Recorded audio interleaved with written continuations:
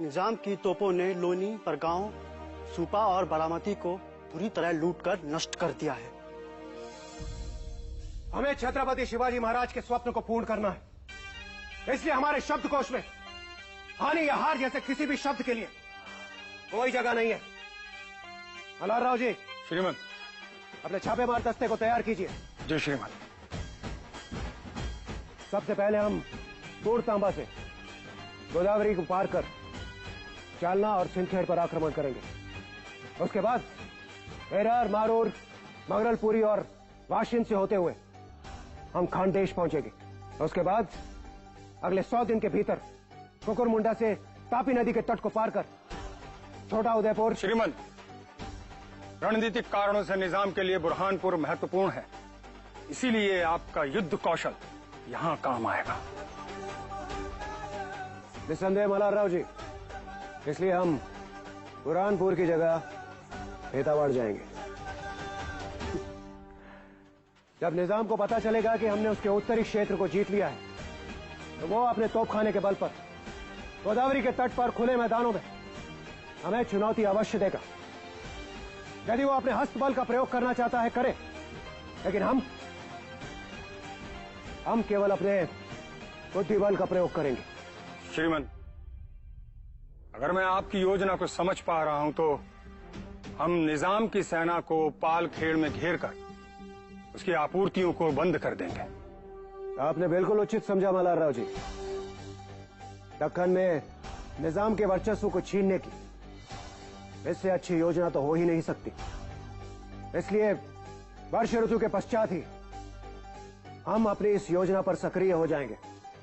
उसके बाद भाऊ चीमाजी अप्पा के नेतृत्व में हम मांडू किले की ओर बढ़ेंगे और आंजेरा को जीतकर मालवा तक अपने राज्य की सीमाओं का विस्तार करेंगे।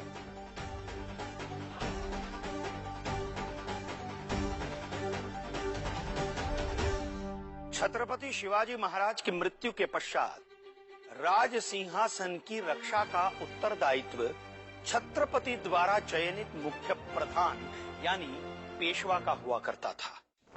1720 में बालाजी विश्वनाथ के बाद छत्रपति शाहूजी महाराज ने बाजीराव को पेशवा बनाया था।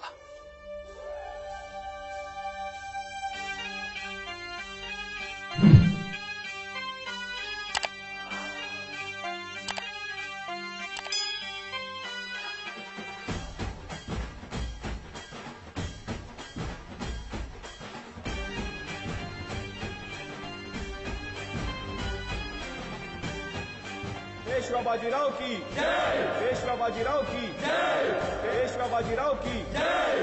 पेशवा बाजीराव की जय।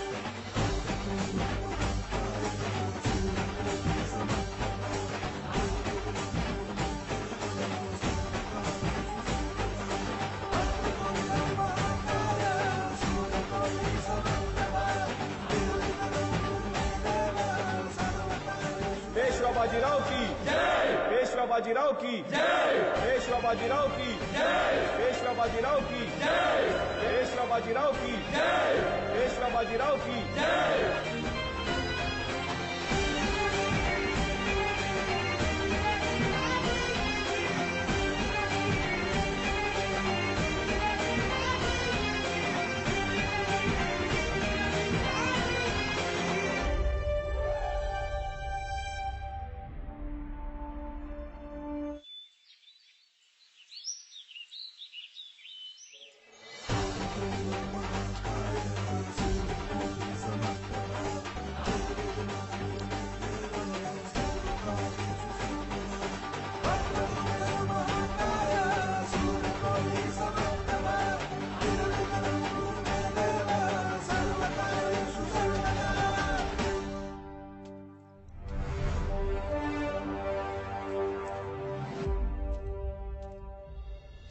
राम राम सा। नमस्कार। एकांत,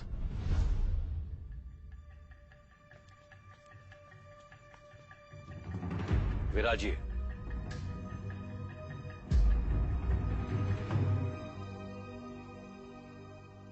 आपने हमारी महासाहिब की तीर्थ यात्रा में जो सम्मान और सहयोग दिया है उसके लिए आपका बहुत बहुत धन्यवाद। धन्यवाद कहकर हमें लज्जित ना करे श्रीमंत। माताएं तो सबकी साझी होती हैं और माता की सेवा करना तो हमारा कर्तव्य है। निस्संदेह आपने अपने कर्तव्यों का निर्वाह भली भांति किया, किंतु जयसिंह जी, हमारी आपसे अपेक्षा है कि आप हमारे अधिकारों के महत्व के बारे में भी सोचें।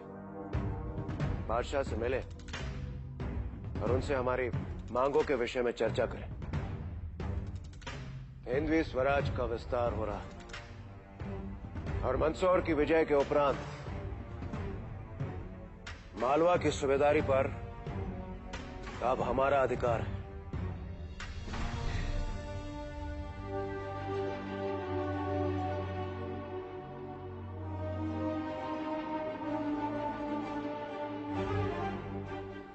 मैं आपके विचारों से एकमत हूं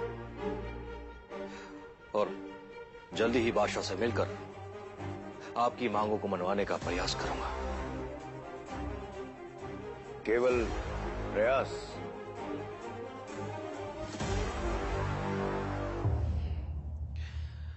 बादशाह अपने लक्ष्य को साधने में दुर्बल हो सकता है, किंतु समझदारी में नहीं।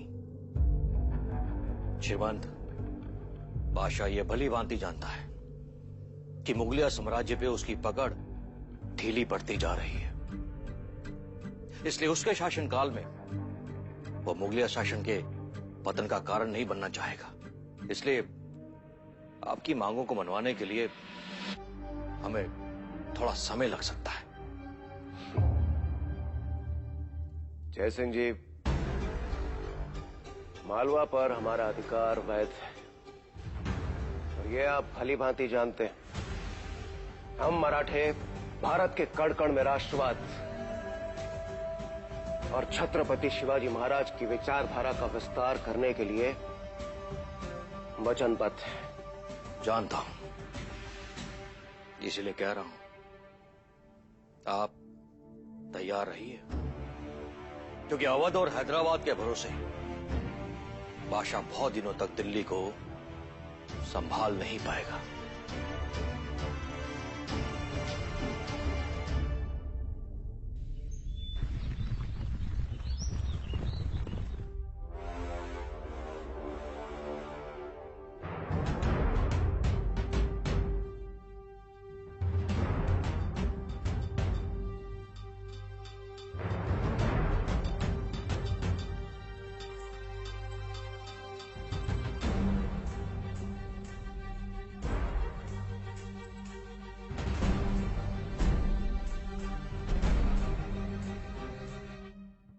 गिलोरी नोश फरमाइए।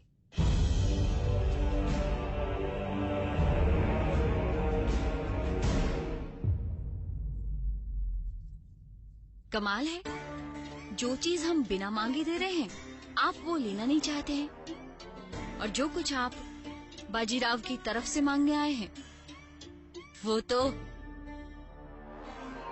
बाजीराव के सारे तकाजे गैर जायज हैं। बादशाह सलामत।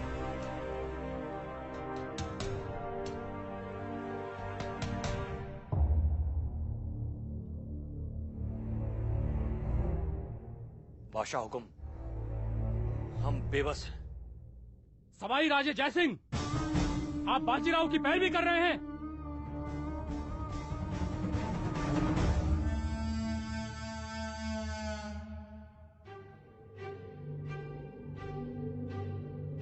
हमें समय की मांग को समझना होगा बादशाह सलामत। अभी तो उन्होंने केवल मालवा की मांग रखी है, किंतु आगे चलकर मराठों की उम्मीदें और भी बढ़ सकती है।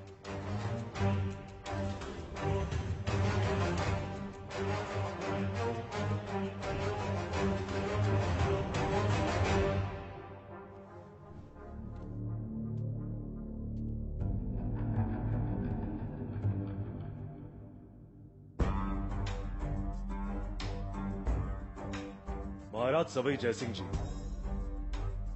ये एक बड़ा मसला है। हमें इसके हर पहलू को समझना होगा। इसलिए हमें फैसला लेने के लिए कुछ वक्त और चाहिए। इतिहास गवाह है, हम सदियों से हिंद पे हुकूमत करते आए हैं। नाटो जैसी इलाकाई ताकत के सामने हथियार डालने से पहले हमें अपनी रियासतों में मशवरा करना होगा। हम जल्द ही अपने फैसले के बारे में आपको इत्तला करेंगे। जो हुक्म।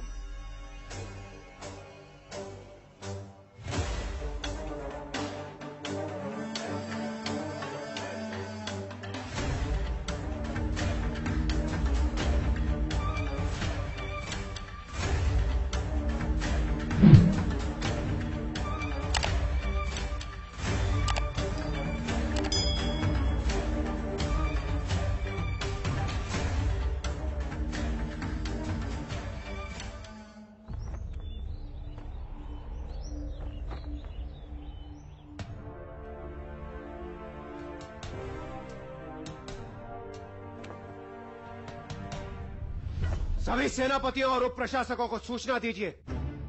आज संध्या कड़ी हम सभी से विमर्श करना चाहते हैं। और हां, मां साहिब को भी इस सभा के लिए आमंत्रित कीजिए।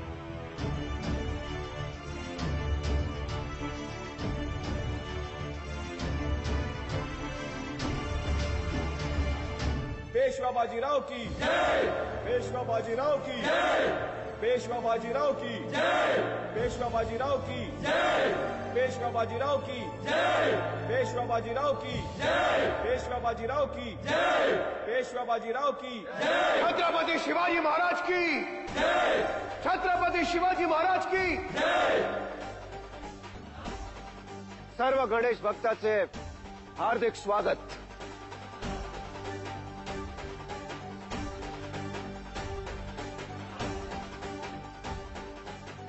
कृपया बसा। बाजीराव, इस तरह अल्प अवधि में बैठक बुलाने का कोई खास कारण?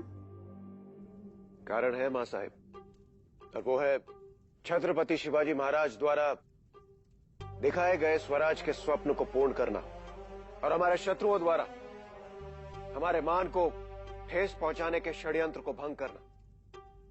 सभागण, गत कई वर्षों से हिंदवी सेना के बलिदानों के आधार पर हम छत्रपति शिवाजी महाराज द्वारा दिखाए गए स्वराज के स्वप्न को पूर्ण करने के मार्ग पर अग्रसर हैं।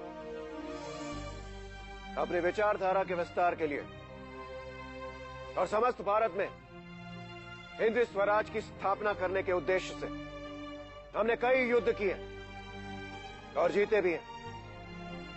अपने राज्य के विस्तार के लिए हमने कई बार मुगलों को पछाड़ा है। और आज हम यह घोषणा करते हैं कि संपूर्ण मालवा पर हमारा अधिकार होगा और हमारे इस अधिकार को कोई चुनौती नहीं दे सकता।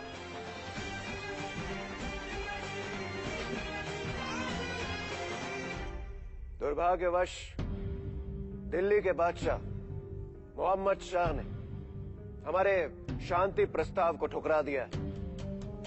उन्हें लगता है कि हमें मात्र उप सूबेदारी के पद से संतुष्ट हो जाना चाहिए। क्या ये उचित है? पर श्रीमंत, हमें तो मोहम्मद शाह के अभिमान को तोड़ना होगा। मैं राणो जी की बात का अनुमोदन करता हूं। आप केवल निर्देश दीजिए, आपके हर निर्णय से हम सहमत हैं। भाऊ कान्होजी आंग्रे की अचूक रणनीति और अथक प्रयासों के फलस्वरूप हमने पश्चिमी समुद्री तट पर हिंदवी स्वराज का वर्चस्व स्थापित किया। हमारे सिद्धांत श्री ज्ञानेश्वरी गीता पर आधारित है, जिसमें संत ज्ञानेश्वर ने कहा है, जया ऐहिक धड़ नाही त्याच परत्र पुससी काहि। छत्रपति शिवाजी महाराज ने भी हिंदवी स्वराज को श्रीचे राज कहा है। हम मराठे, जो कि एक शिव भक्त है, उन्हीं के दिखाए मार्ग का अनुसरण करते हैं। छत्रपति शिवाजी महाराज की जय। छत्रपति शिवाजी महाराज की जय। छत्रपति शिवाजी महाराज की जय। मैं पेशवा बाजीराव अपने सभी सेनापतियों और मराठी मानुष की ओर से छत्रपति शिवाजी महाराज के स्वप्न को साकार करने का प्रण लेता हूं। मैं शपथ लेता हूं कि मराठी एवं भारतीय राष्ट्रीय चेतना को जागृत कर हिंदवी स्वराज का निर्माण करूंगा।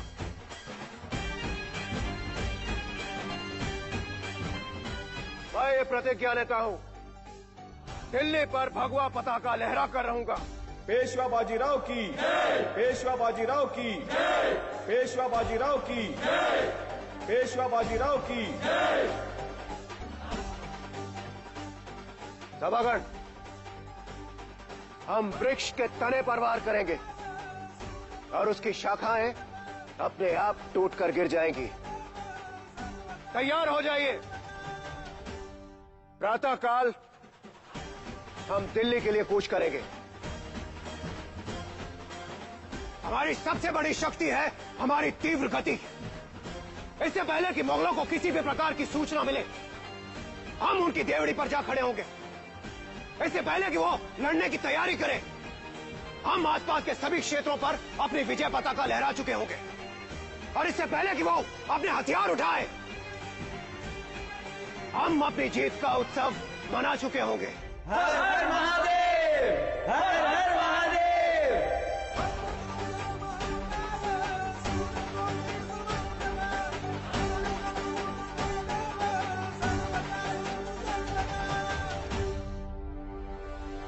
सन 1737 जनवरी महीने में बाजीराव पेशवा ने अपनी सेना के साथ उत्तर की ओर प्रस्थान किया और ग्वालियर के समीप दतिया पहुंच गया।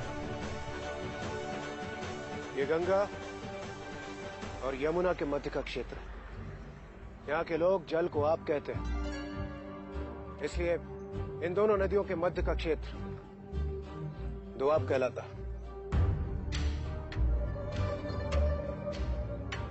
श्रीमंत सरकार, गुप्तचरों का मानना है कि नवाबों की सेना हमें इस स्थान पर घेर सकती है।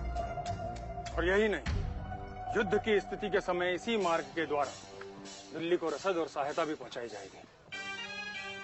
मल्हार राव, आप 10 सहस्त्र सैनिकों के साथ दोआब के लिए कूच कीजिए।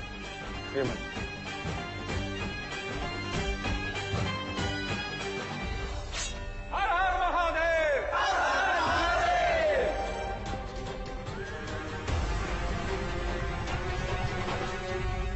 श्रीमंत सरकार, आपके लिए चिम्माजी अप्पा का संदेश है।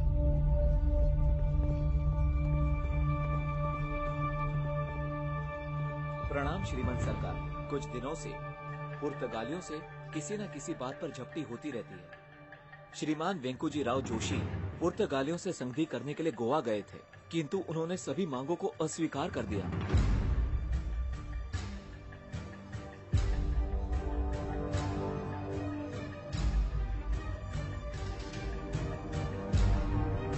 और पुर्तगालियों ने आपके लिए निग्रो शब्द का प्रयोग किया। निग्रो?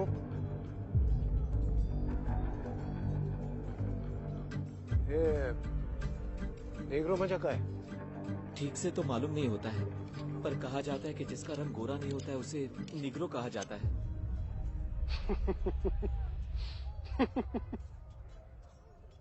अरे शांत रहा, घाबरू न कर। ये सब कुछ उसने कहा, तुमने नहीं। और फिर कुछ गलत भी तो नहीं कहा उसने, क्यों? चिम्माजी अप्पा तक हमारा संदेश पहुंचाइए। उनसे कहिए कि पुर्तगालियों के विरुद्ध एक रणनीति बनाए और अपनी सेना का नेतृत्व करें। जी श्रीमंत सरकार।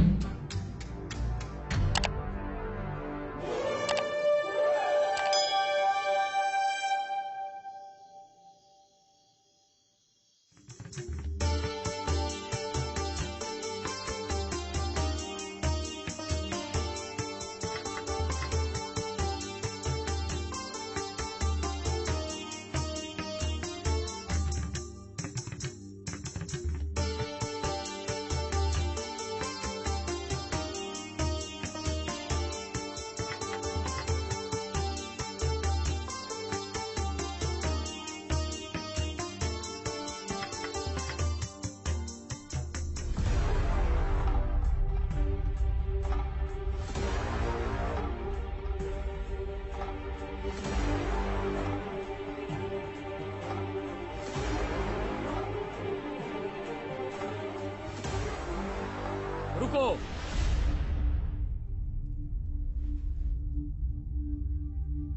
तक लिया।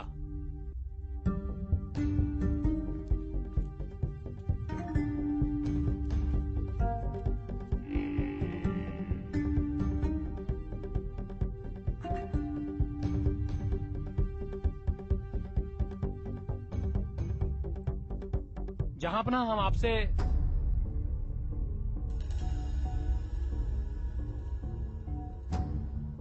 सोई जयसिंह हमें समझा रहे थे कि ताकीद कर रहे थे। आखिरकार पेशवा बाजीराव अपनी फौज के साथ आगरा पहुंच ही गए।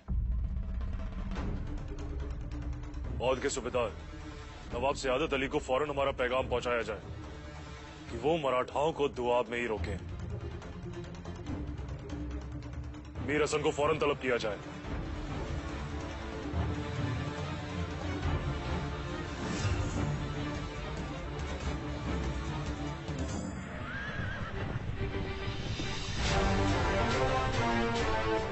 सन 1737 के मार्च महीने की शुरुआत में बाजी भीमराव और मल्हारराव होलकर ने 10,000 सैनिकों के साथ यमुना पार कर शिकोहाबाद, फिरोजाबाद और इतिमादपुर शहरों पर छापे मारे। इसके बाद उन्होंने जालेश्वर की ओर प्रस्थान किया।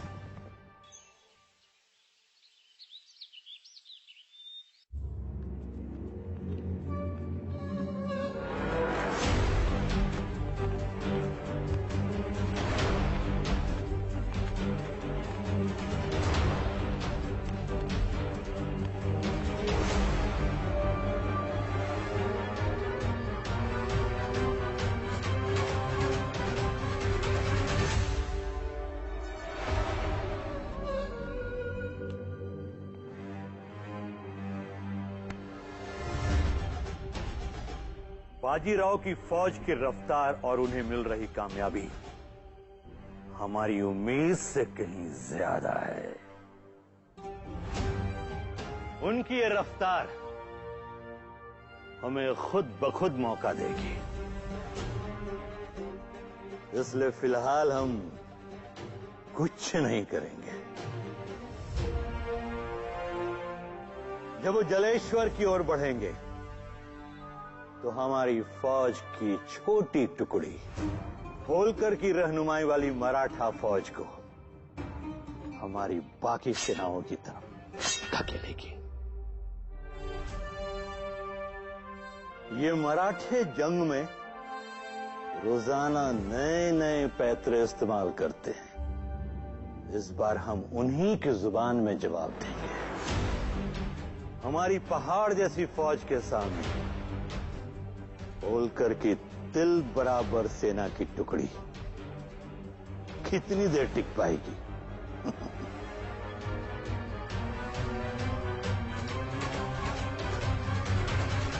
उसकी इस जुर्रत की उसे ऐसी सजा देंगे जिसे बाजीराव ता उम्र भुला नहीं सकेगा।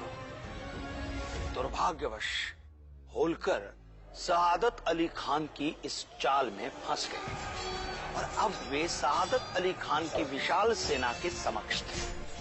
सआदत अली खान की सेना ने मराठा सेना पर आक्रमण किया और इस लड़ाई में होलकर ने 1000 से भी अधिक सैनिकों को खो दिया।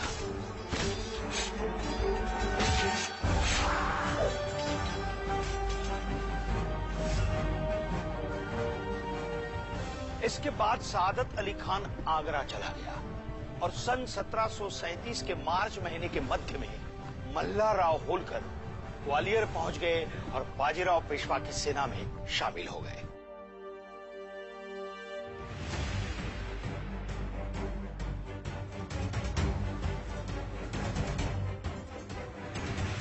जंग अभी खत्म नहीं हुई है। बाजीराव को इस बात का इल्म नहीं किस बार उसका मुकाबला किससे हुआ है। इससे पहले कि मराठे कोई नई हिमाकत अमल में लाए, हम बाजीराव को हमेशा के लिए खत्म कर देंगे। सेना स्मरण रहे।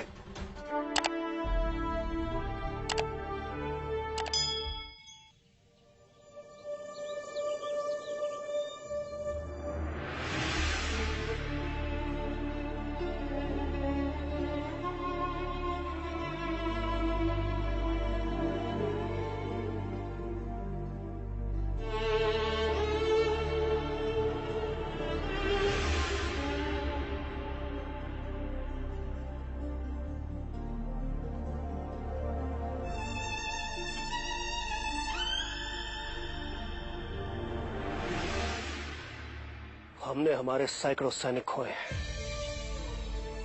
मैं किसी का भी बलिदान व्यर्थ नहीं जाने दूंगा। शहादत अली के पास कम से कम 50 सहस्त्र सैनिक हैं। वो हम पर बड़ा आक्रमण करने की रणनीति बना रहा है। हमारी सेनाओं को उनसे पहले दिल्ली पहुंचना होगा।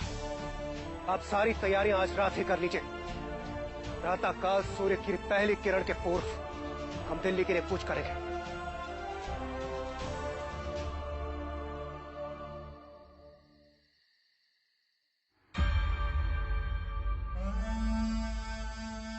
सूबेदार नवाब आगे फरमाते हैं कि वो इस बार पेशवा बाजीराव का पीछा करेंगे और इस बार आर पार की लड़ाई में मराठाओं को शिकस्त देने के बाद ही वो शहंशाह के दरबार में हाजिर होंगे।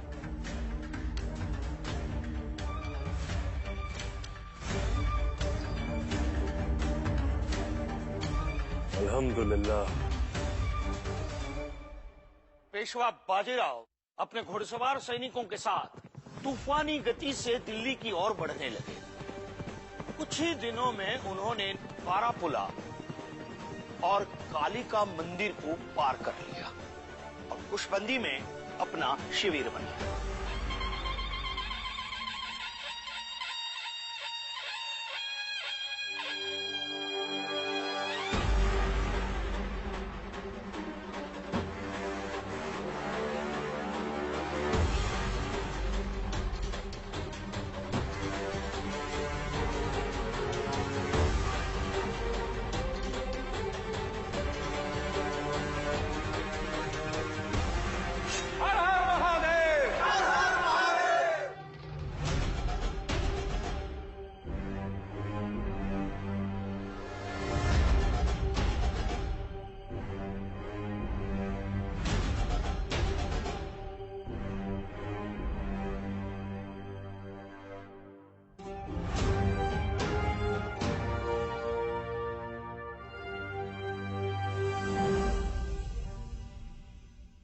बादशाह सलामत। लगता है जनाब सादत अली खान अपनी जांच पड़ताल में बेशक जल्दबाजी कर रहे हैं। मराठों का खतरा अभी पूरी तरह से खत्म नहीं हुआ है। बाजीराव के रहनुमाई में मराठे और भी खतरनाक हो गए हैं।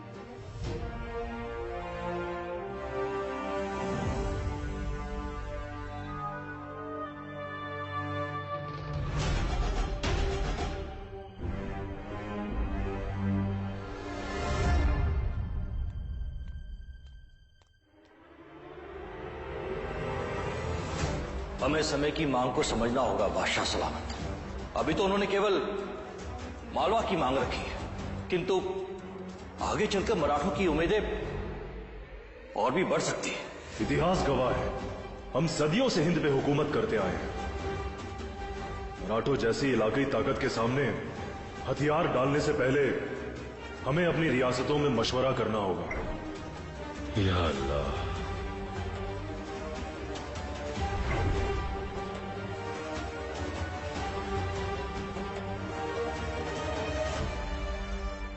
हम पहला हमला रकाबगंज की ओर से करेंगे और वहां से मुगलों को खदेड़ कर हिंदवी स्वराज की पताका का ध्वजारोहण करेंगे।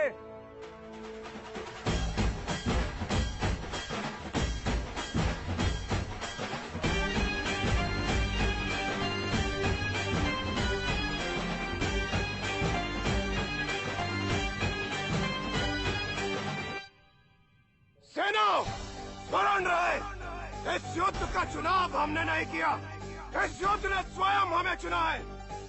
महीनों के प्रवास के बाद भारत में आने वाली अनेक बाधाओं और चुनौतियों से जूझते हुए अनेकों बलिदानों के बाद आज हम मराठाओं को वो अवसर प्राप्त हुआ है जब हम अपने छत्रपति शिवाजी महाराज के स्वप्न को पूर्ण कर सकते हैं। आज से सहस्त्र वर्षों तक ऐतिहासिक ग्रंथों में आज का यह युद्ध अंकित होगा। हमारा एकमात्र लक्ष्य है विजय, हमारा एकमात्र प्रण है विजय। तेरा तैयार? विजयी भव। हर हर महादेव, हर हर महादेव, हर हर महादेव।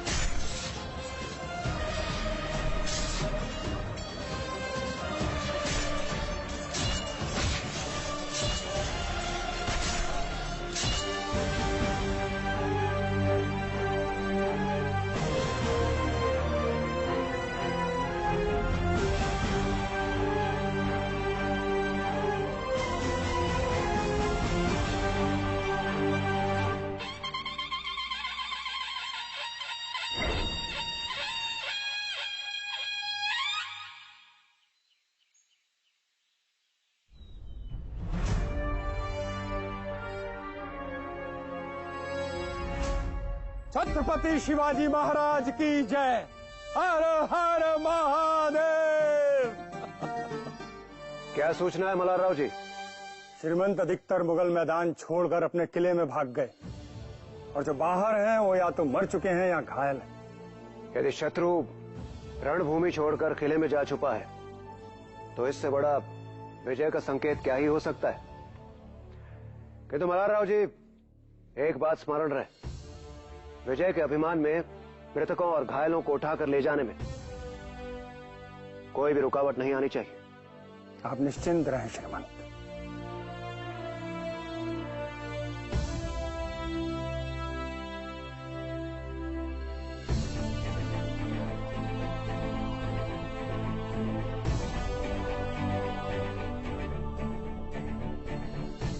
हमारा वर्ष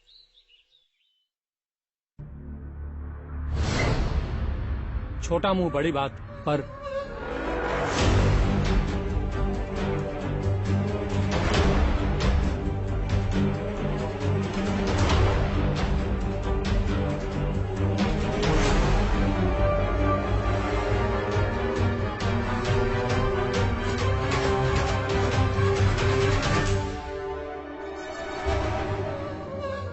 किला चाहे अभी फतह नहीं हुआ, पर बाहर हर जगह मराठों के झंडे लहरा रहे हैं। रियासत के लोग इसे हमारी हार ही मान रहे हैं। पहली बार दिल्ली हमारे हाथों से फिसलती नजर आ रही है। अभी भी वक्त है, बाजीराव वापस पुणे जाएगा। बालखेड़ की हार के बाद निजाम आजम शाह बाजीराव को दो तरफ से घेरने के बारे में बात कर रहे हैं और भोपाल के नवाब की मदद भी मिल जाएगी।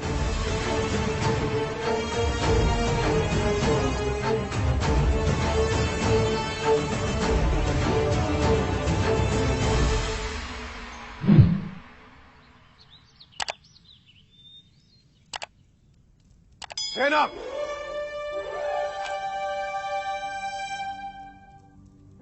अद्भुत, अद्वितीय,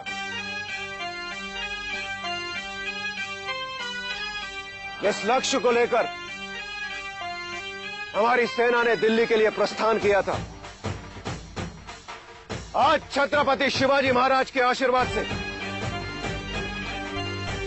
हमारी सेना ने उसे साथ दिया है। अब कम से कम कुछ समय के लिए मुगलिया सेना हमारे शक्ति बुर्ज को भेद नहीं पाएगी।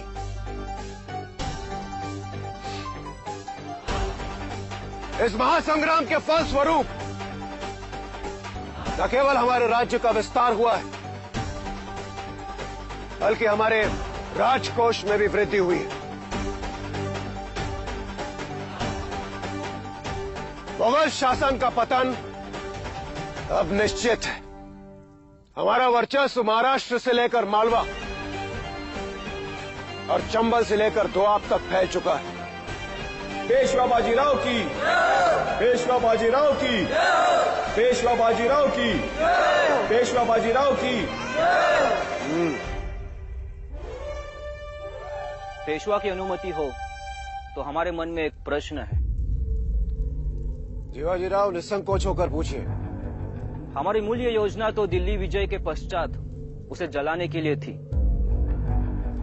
तो आपके निर्णय परिवर्तन का कारण क्या था?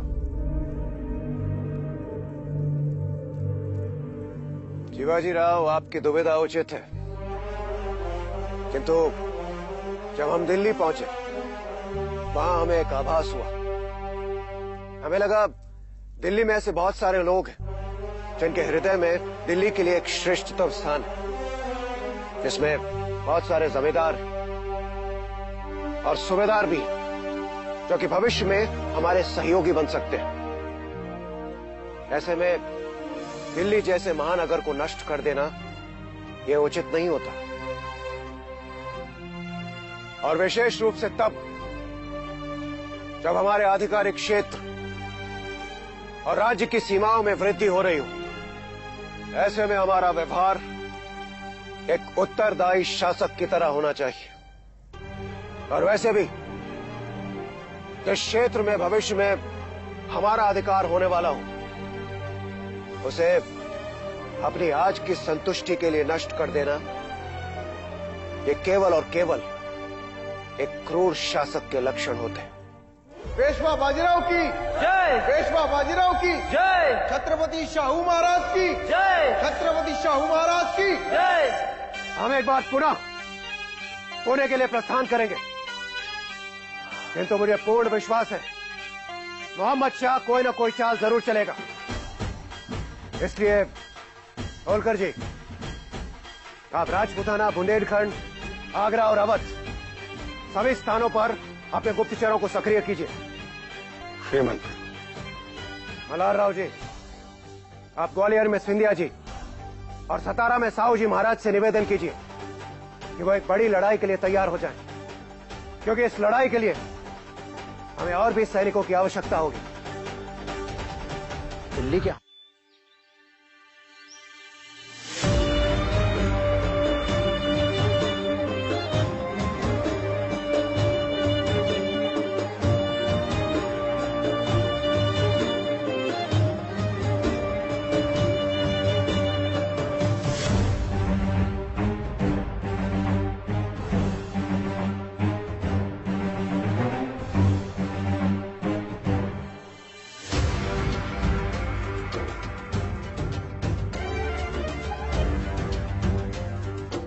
खुशामदीद निजाम आसफ जान।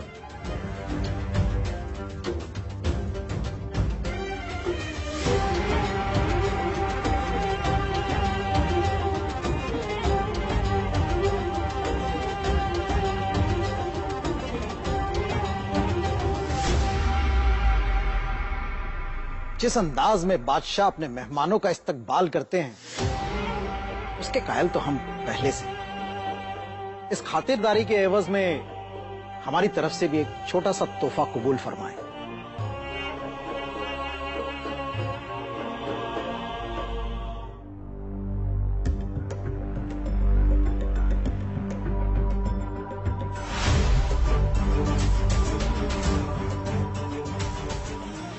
शुक्रिया नवाब साहब।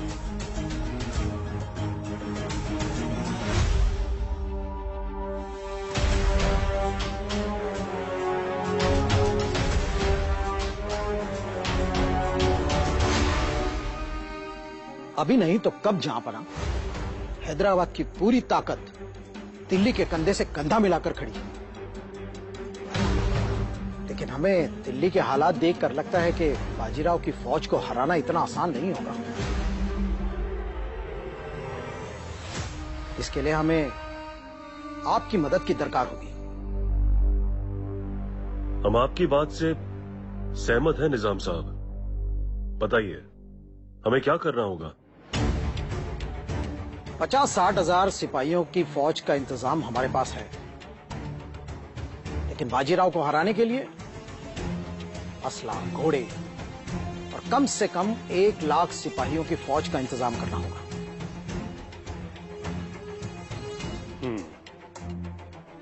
आप बेफिक्र रहिए निजाम साहब, हम फौरन इसका बंदोबस्त करेंगे। इसके साथ साथ 50 लाख रुपयों का भी इंतजाम करना होगा। वो भी हो जाएगा। तो फिर हम जल्द से जल्द कूच कर देंगे। पेशवा बाजीराव जब रास्ते में थे तब भोपाल के समीप मोहम्मद शाह ने हैदराबाद के नवाब आसिफ जाह के विशाल सैनिकों की सहायता से उन्हें पकड़ने का प्रयास किया, लेकिन बाजीराव ने बिना लड़े नवाब को पराजित कर दिया। उन्होंने भोपाल को तब तक अपने कब्जे में रखा जब तक नवाब ने आत्मसमर्पण नहीं किया।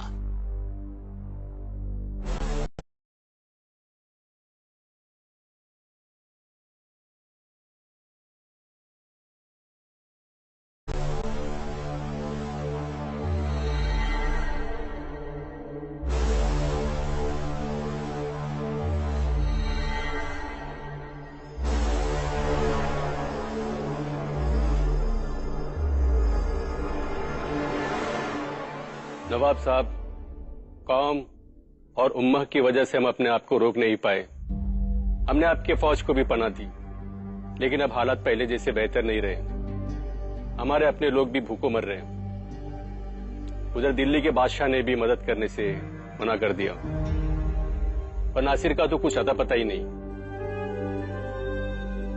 हम आपसे माफी चाहेंगे, इस जंग में अब भोपाल आपकी मदद नहीं कर पाएगा।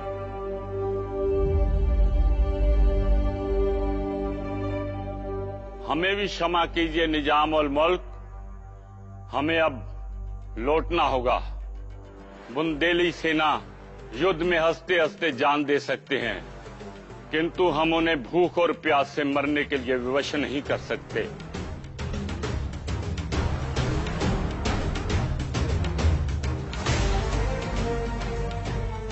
एक ऐतिहासिक संधि के अंतर्गत संपूर्ण मालवा के साथ साथ नर्मदा और चंबल के बीच का पूरा प्रदेश बाजीराव को सौंप दिया गया और साथ ही निजाम ने पेशवा बाजीराव को 50 लाख रुपए का राजस्व भी दिया। पेशवा बाजीराव की पेशवा बाजीराव की पेशवा बाजीराव की पेशवा बाजीराव की पेशवा बाजीराव अजेय थे और उनके विजय के प्रभाव दूरगामी थे। पूरे मध्य भारत पर मराठाओं का वर्चस्व स्थापित हो गया। इतना ही नहीं, बाजीराव की सेनाओं ने जहां एक और मुगलों के विरुद्ध कई लड़ाइयां लड़ी और दूसरी ओर पुर्तगाली सेनाओं का भी सफलतापूर्वक सामना किया। अगले 20 वर्षों में बाजीराव ने बिना हारे 39 लड़ाइयां लड़ी और 18वीं सदी में भारत के मानचित्र को संपूर्ण रीत से बदल डाला। गर्व होता है ये सोचकर कि हमारे भारत की माटी से बाजीराव जैसे वीरों ने जन्म लिया, जिनमें असंभव को संभव करने की क्षमता थी, जिनके हृदय में मातृभूमि के लिए असीम स्नेह और आंखों में स्वराज्य का स्वप्न था। इस अपराजित अजेय वीर को हमारे समस्त राष्ट्र की ओर से शत शत नमन। कोंकण में हमारे सभी गुप्तचरों ने हमें